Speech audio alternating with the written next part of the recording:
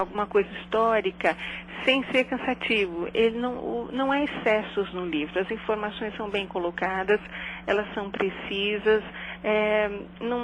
Você não fica cansado, né, com muitos dados, porque os dados eles são colocados na hora certa e na medida certa.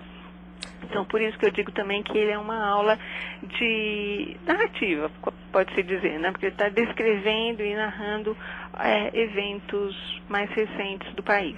E nessa questão, eu até comentava no início da nossa entrevista, em função das Olimpíadas, as pessoas estão muito mais interessadas em conhecer um pouco mais da China.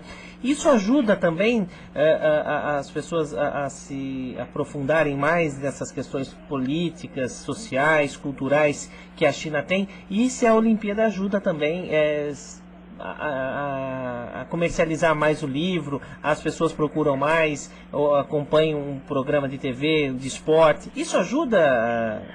Olha, eu não tenho dados científicos, uma pesquisa científica para te falar isso, mas a minha impressão é que sim, porque você dá o tempo inteiro na mídia vendo informações sobre um determinado país. Por exemplo, ontem nós vimos que a polícia reprimiu uma manifestação de alguns estrangeiros na praça, lá em Pequim, e então assim, você fica querendo, mas por quê? Mas se são estrangeiros, nem são chineses, mesmo assim essas pessoas não podem se manifestar, o que está acontecendo?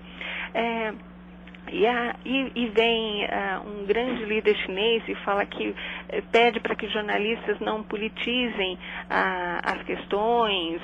Então, assim, cria-se naturalmente uma curiosidade sobre esse país. Por que uma pessoa não pode se manifestar lá como a gente pode se manifestar aqui? Então, eu acho que isso tudo ajuda, assim, quando um país ele fica bastante tempo na mídia, as informações surgem, é como se esse país ele surgisse de repente, crescesse na nossa frente. E as sanções a mesma coisa aconteceu com o Afeganistão na época do ataque dos Estados Unidos ao Afeganistão, depois o Iraque, e agora, pelo menos o motivo não é tão trágico, com a China. Mas isso ajuda, sim, a criar curiosidade, e o que é ótimo, porque cria-se naturalmente uma busca por conhecimento. E as sanções na China são ainda bastante pesadas, né? Principalmente com relação à liberdade de expressão, né? Liberdade de expressão, a liberdade religiosa é muito forte.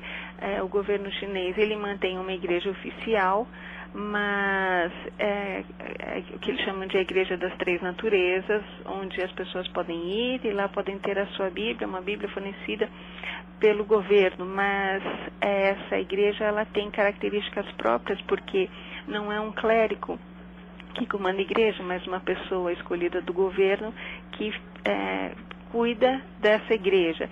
E politiza, não é que politiza, desvirtua um pouco o texto bíblico, né, acrescentando questões neoliberais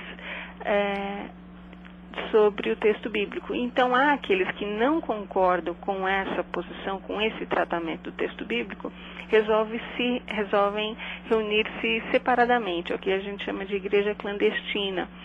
E essas pessoas são perseguidas, porque você não pode ter nenhuma reunião sem a chancela do governo.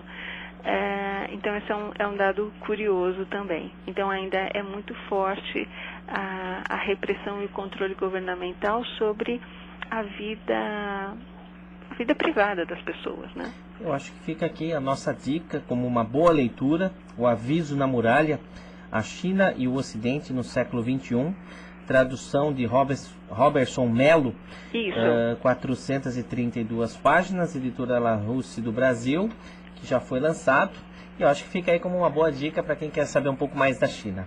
Muito obrigada. Obrigado pela sua participação, uma boa tarde, viu?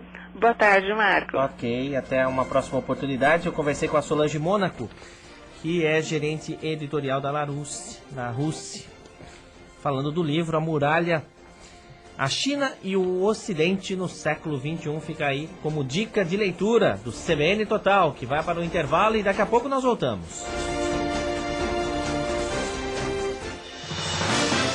CBN